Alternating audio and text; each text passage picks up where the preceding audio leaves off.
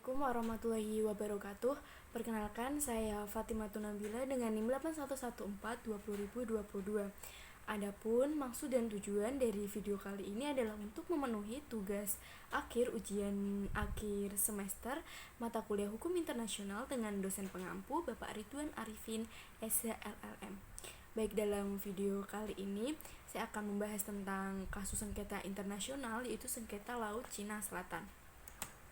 Dalam sengketa Laut Cina Selatan ini terjadi di antara dua negara, yaitu Filipina dan juga Tiongkok. Dalam sengketa ini, Filipina sebagai salah satu negara yang merasa memiliki hak atas Laut Cina Selatan. Filipina menganggap bahwa tindakan Cina yang membangun pulau-pulau buatan telah menyebabkan kerusakan pada lingkungan sekitar terumbu karang. Filipina pun membawa kasus ini ke ranah arbitrase internasional. Nah, kadangkala dalam hubungan internasional yang terjadi antar negara tidak selamanya berjalan dengan baik. Sering pula hubungan tersebut menyebabkan sengketa antar negara. Hukum internasional memberikan peran tentang cara penyelesaian sengketa.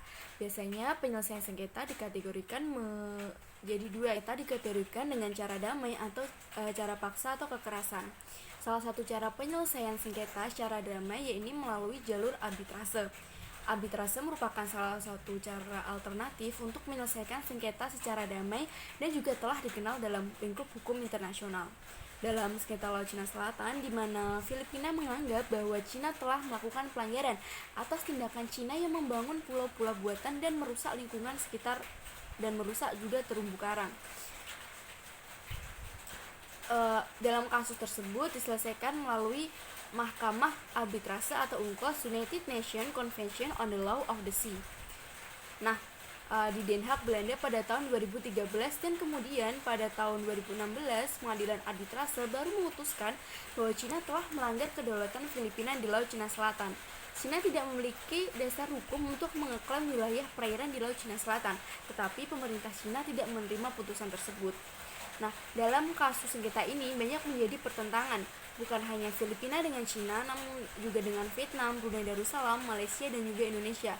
Namun Indonesia hanya terfokus pada kasus Pulau Natuna saja. Cina mengeklaim bahwa Nendes Land atau 9 garis putus-putus merupakan wilayahnya, namun tidak ada bukti sejarah yang mengatakan bahwa Cina menguasai dan mengendalikan sumber daya di Laut Cina Selatan. Cina mengeklaim di hampir seluruh wilayah Laut Cina Selatan termasuk terumbu karang dan juga pulau-pulau. Cina menguasai sejumlah terumbu karang di Laut Cina Selatan, namun menurut hukum laut internasional, pulau-pulau buatan tidak diakui sebagai pulau.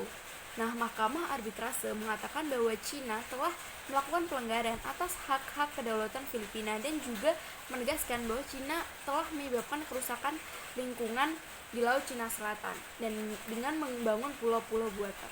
Nah, akhirnya pada 25 Juli 2016, Filipina akhirnya setuju untuk menarik tuntutannya agar pertemuan ASEAN tetap menghasilkan pernyataan bersama.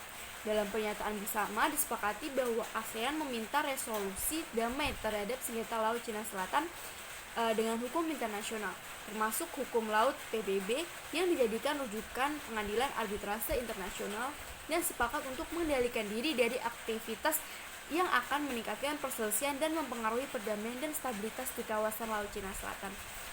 Baik, alhamdulillah sekian penjelasan saya mengenai analisis kasus sengketa hukum internasional, yaitu sengketa Laut Cina Selatan antara Filipina dan juga Tiongkok atau Cina. Sekian, terima kasih. Semoga mendapatkan hasil dan juga nilai yang memuaskan. Wassalamualaikum warahmatullahi wabarakatuh.